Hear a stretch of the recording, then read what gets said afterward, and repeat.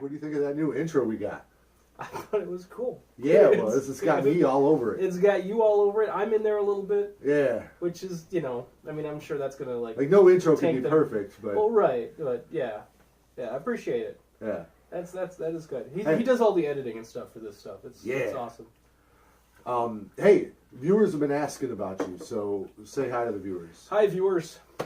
Don't know why you've been asking, but I appreciate the questions, and I'm here, drinking. Yeah. So, I'm sorry. I'm sorry I can't have Zach here more often. We're not roommates, and no. It takes some coordination to... I live like half an hour away. Yeah. So, I can't be here every single time. And we're in Minnesota, so... Sometimes a half an hour can turn into 4.5 hours due to the weather. Yeah. The weather hasn't exactly been... It's been frightful. Yeah. The weather has been frightful. But I'm here now, and we've got stuff to show off. All right. So, I think the only new thing that really got bought here was the last thing that we're going to show. Yes. But really we're just And that's mine. Yeah, it's his. He's really proud of that. That he owns something that we're showing off on the channel. Well, and there's other stuff, but that's one particular that I'm proud of. But yeah, we're just gonna kind of chat a little bit about some of our favorite graphic novel. I call them graphic novels. He calls them trade paperbacks. Yeah.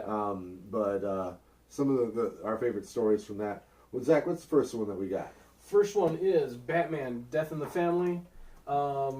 Yeah, it would be cool if it was timed just perfectly. Like I show that while you're doing that would. All right. I can make that happen. You do that. You make that Future happen. me will make that happen. So you want to kick off talking about this one? Yeah. So that's the storyline where the second Robin, Jason Todd, he made some poor life decisions and he wound up getting abducted by the Joker, while the Joker and Jason Todd's mom were in the middle of robbing or scamming like a Salvation Army thing in the Middle East, and like they're stealing medical supplies and all that jazz. And this book, and I'm going to show that image while we're talking about it, but has my all-time favorite comic panel in it. Did you want to find that? Oh, yeah. Well, you're gonna flip to it. Yeah, it'll be up on the screen here in a minute, but it's right after the Joker just really crowbars the shit out of Jason Todd. Yeah. And his mom. All right, here comes the panel. Boom, there it is.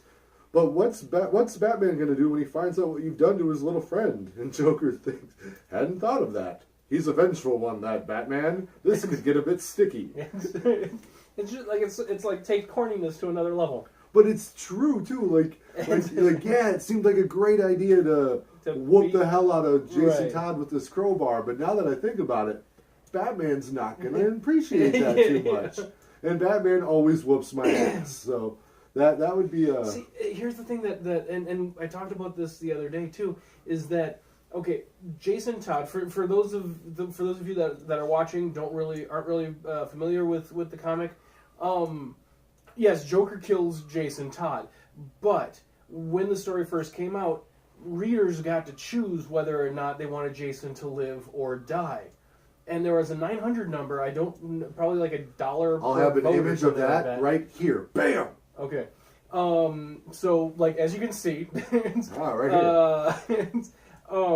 Like people called in, spent their own money to choose whether or not that Robin would live or die. And that to me is just kind of like some petty vengeful stuff going on there, because it's like not only are you voting to choose to kill off a kid, but you're paying your own money to choose to kill off the kid. You were charged 50 cents for each call, and the number that killed him was 1-900-720-2666. Mark of the Beast. Mark of the Beast. Well, and man, that's just harsh, right there. It is harsh, but it's not fun that Robin died, but it was a fun book. At the end of it, the Joker winds up becoming the UN ambassador to Iran, so he gets diplomatic immunity for all the awful things he's done. And Superman tries to, hey Batman, I want you to simmer down here a little bit because you're not gonna like what. And he it was fun. So and it does ultimately end up with Jason Todd coming back.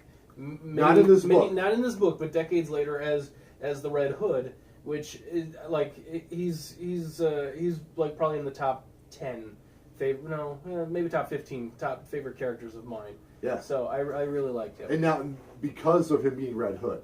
Yes. Yeah, it wouldn't even be close if it was just about Robin. Yeah, if he came back trying to be a Robin, you're like, man, you gotta put the tights away. Yeah. You're a grown man. Come on. But no, Red Hood is really cool. I love Red Hood. So. Yeah. Yeah, that's a good one. I recommend that one. Zach, do you recommend that one? I would recommend it, yes. All right, if you haven't read it, you need to read it. Boom, there it is. Oh, yeah, you get it. Okay. Well, this is Superman, Batman, Public Enemies. Boom. Oh, yeah, it's already up there. It's already up. Well, then I hid it behind it. Yeah.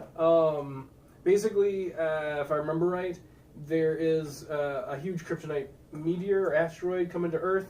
It's not good. Not good for anybody, especially not Superman. Who, an extinction level event is on our way.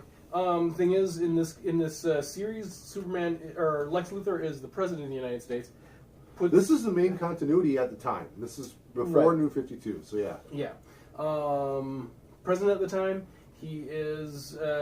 He basically says, "Hey, Superman's the one that's bringing this meteor here. It's like genetically locked on him or whatever.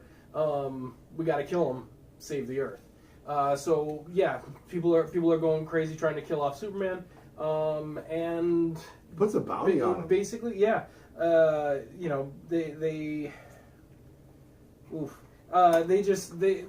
It basically shows off Luthor at least in my opinion, one of his best moments of being the bad guy while portraying to be the good guy. So yeah, I love this story as well. It covers a lot of different characters, and there's so many aspects to this. One of the things that I don't like about it, though, is the way Luthor got too deep in this one. So this is where Luthor went from being like the bad guy behind the scenes to the exposed villain that everyone now knows is a villain. And it kind of ruined him for the future for a long time.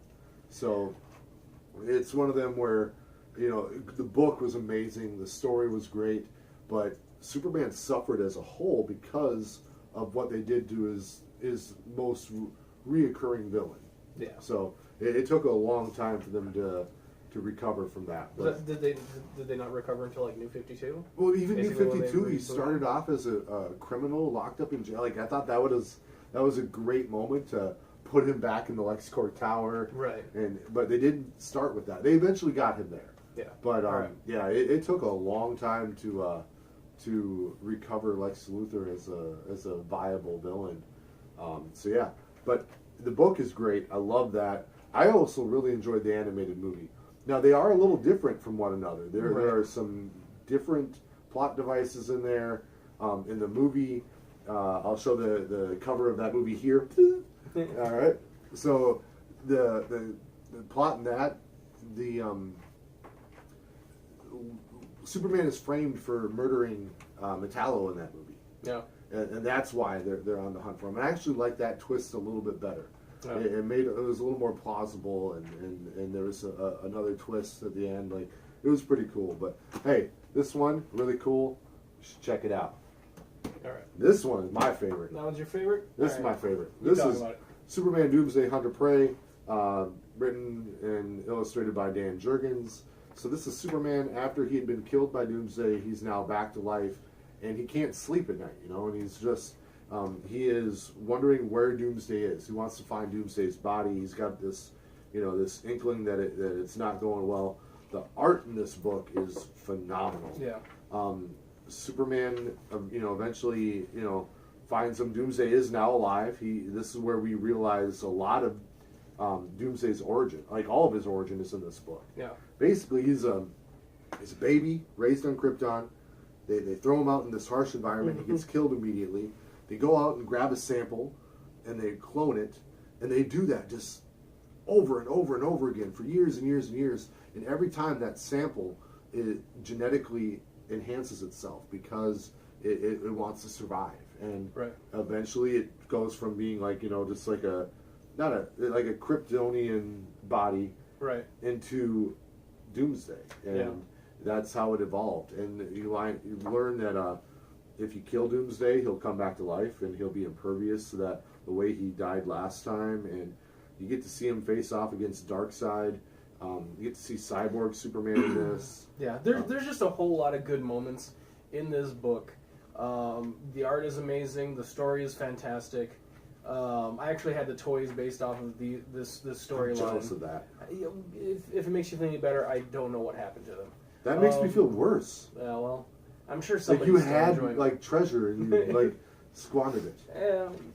it happens. Everyone has something that they collected as a kid yeah. that isn't with them anymore. So yeah.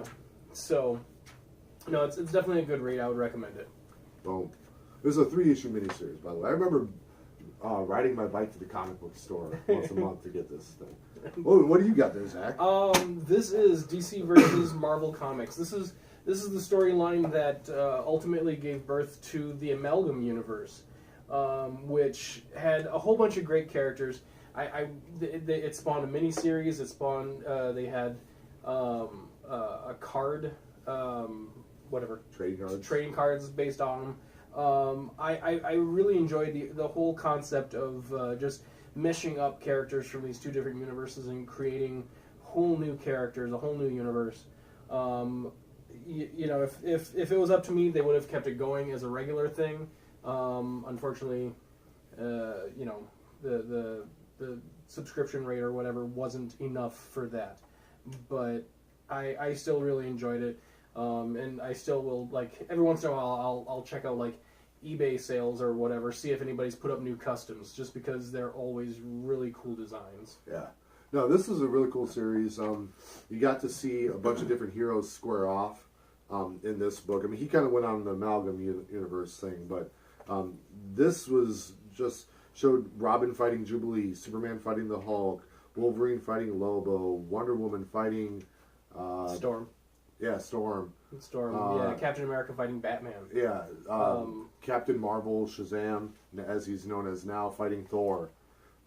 Just really, really cool stuff. And just, it's so cool to see a DC hero, you know, Aquaman versus Namor.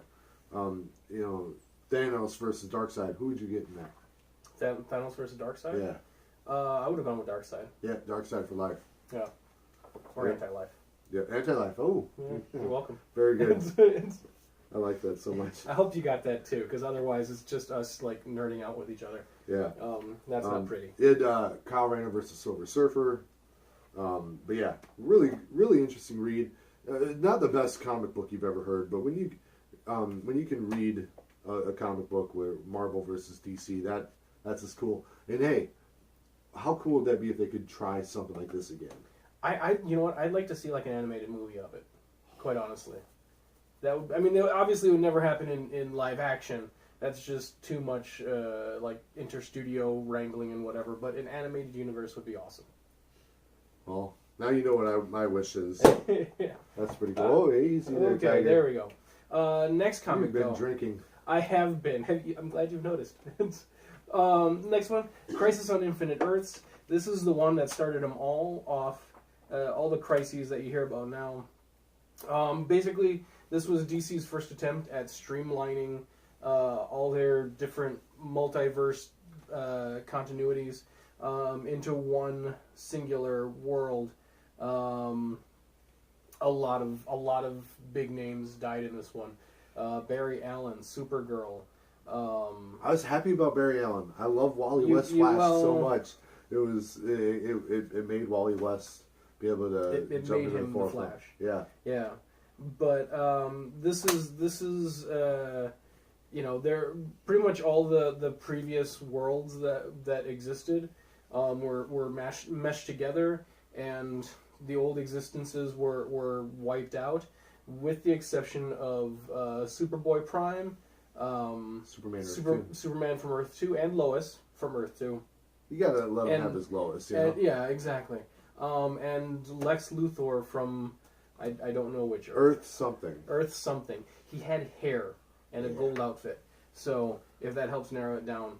But this story actually paved the way for the eventual Infinite Crisis. So I lost the flappy thing that goes over the hardcover of this, so... Dust jacket.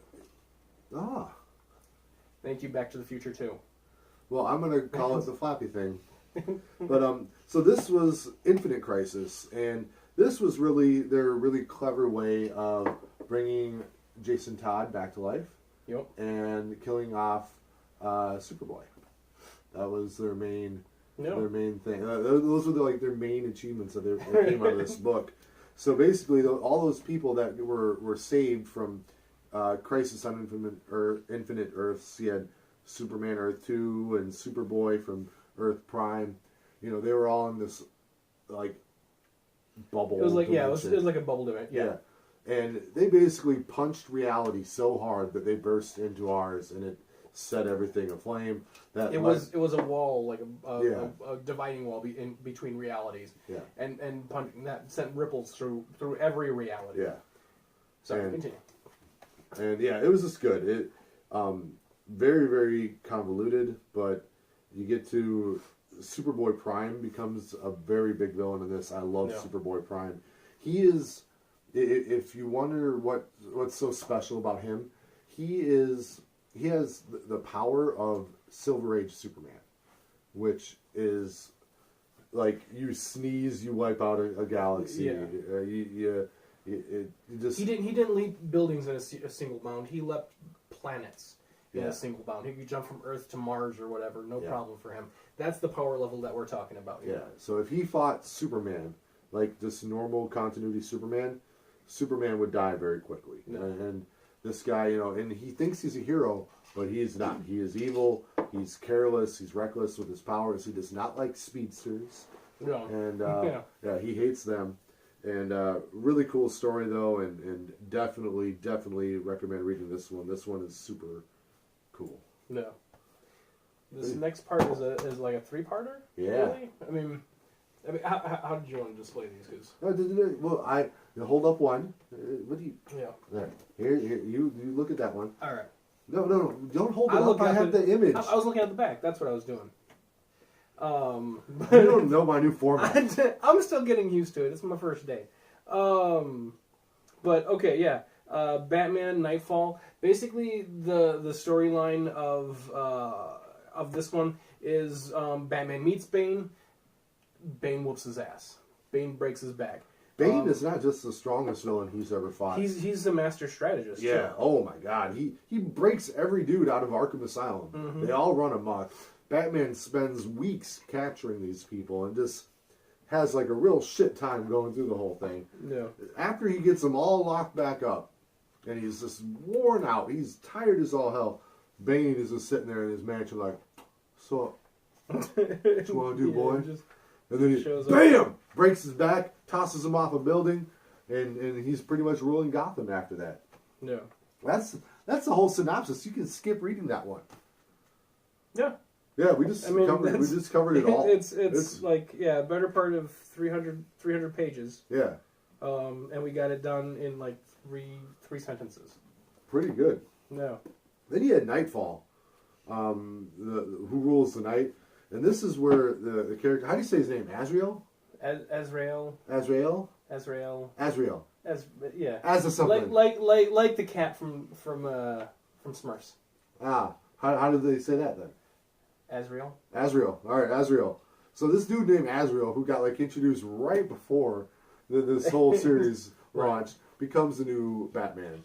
Nightwing is I think he's a little butthurt that they didn't ask him. Yeah, he's a little disappointed. Yeah, but they should have. That would have been a good call. But they wanted this new Batman to become the villain, and this new Batman gets this crazy new costume. I'll show that here.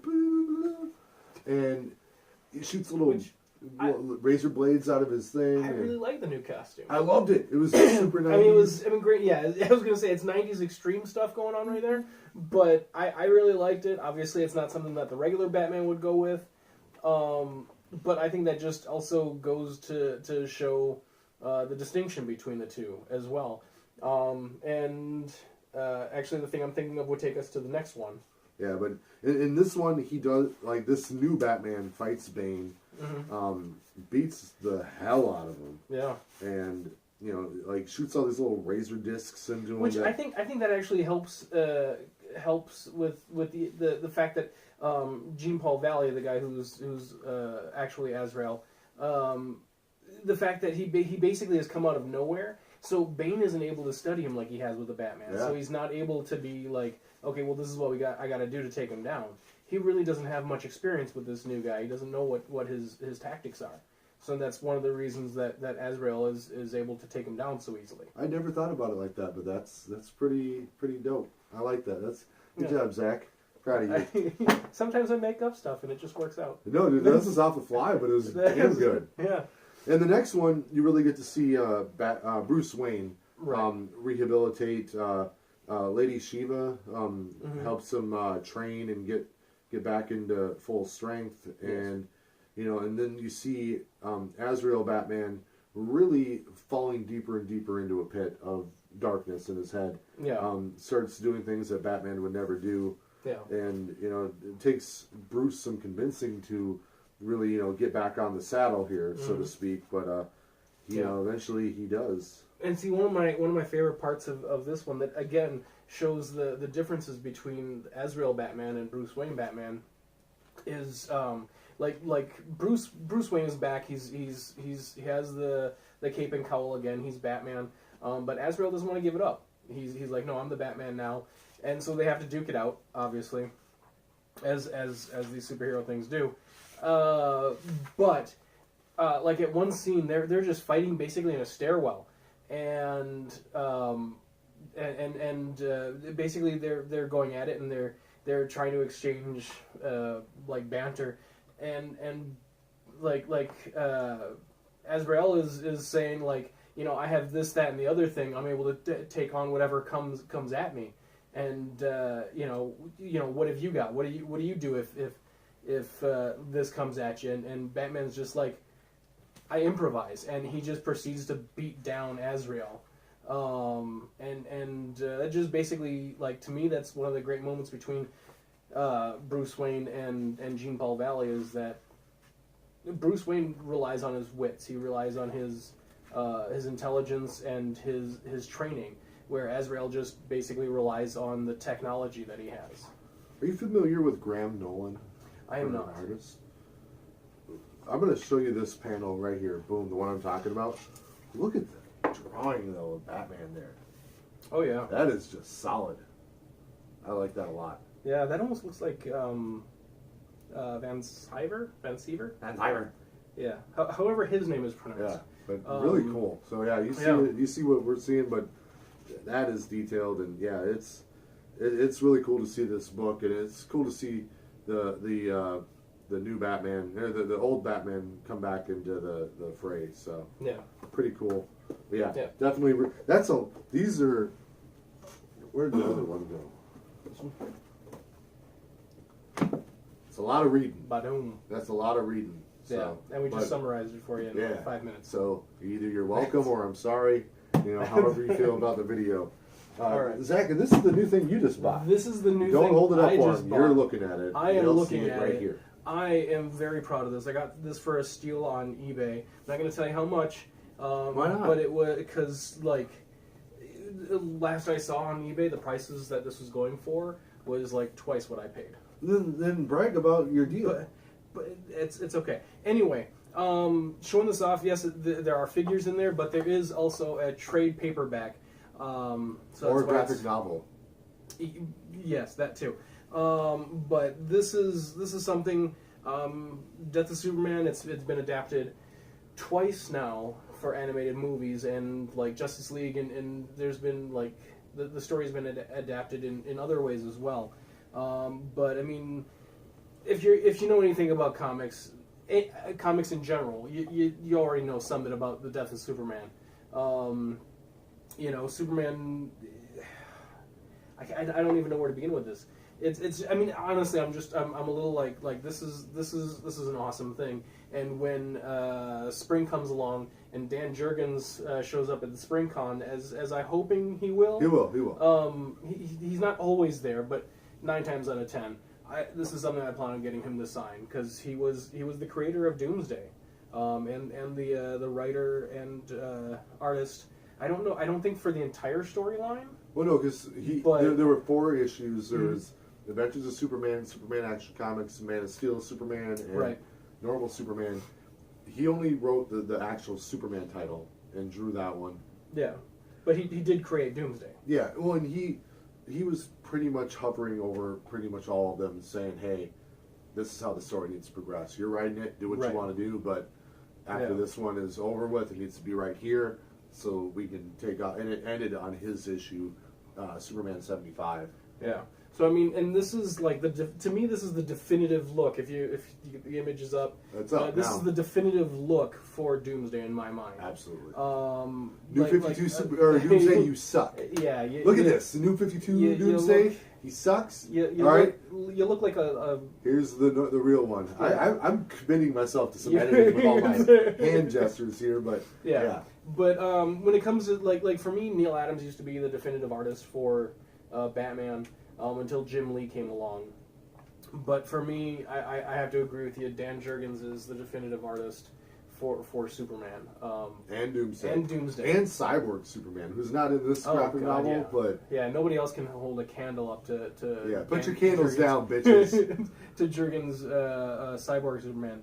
But yeah, this is just something I'm really proud of. I know somebody here is jealous that I have it and they don't, but... You know what? I'm not... jealous. I'm happy for you that you got it. Okay, and a little jealous. Oh yeah, I'm jealous. I mean, if don't ever tell me that you'd leave this to me in the event of your death, because your death may be rushed. Right. So, but no, really cool. When you told me you were getting this, like you were getting ready to describe it to me, and like I just cut you off. I'm like, oh my god, I know what that is. I want to get one of them too. And, yeah, that is damn cool. Very good. Yeah. Zach, all right. You got anything else for these fine people? I don't. It's the end of the year. It is. So if you're going to go out celebrating, just make sure to do it responsibly. If you're going to be drinking, or de-runking. If you're going to be de-runk by the time the ball falls, just make sure you have a good way to get home, a safe way to get home, and just have fun and don't hurt anyone. Yeah, that's real life right there. Yeah. Hey, don't forget to enter my giveaway contest for them Del Auto variants for the Batman Who Laughs. That contest is still going on. I need all entries in by January 6th. 2019, just in case you're seeing this in the future. Yeah. If you're watching this in 2019, like it's the end of December 2019, you already missed out. But if you're watching it right now, you're good. Right. All right. That's all I got. This is kind of a long video. It was. But that's good. You're welcome. we got to ramble. Yeah. Hey. Making up for time that I wasn't here. Yeah. You guys got some extra Zac today. Yeah. All right. Hey, last call, y'all. You know what it is.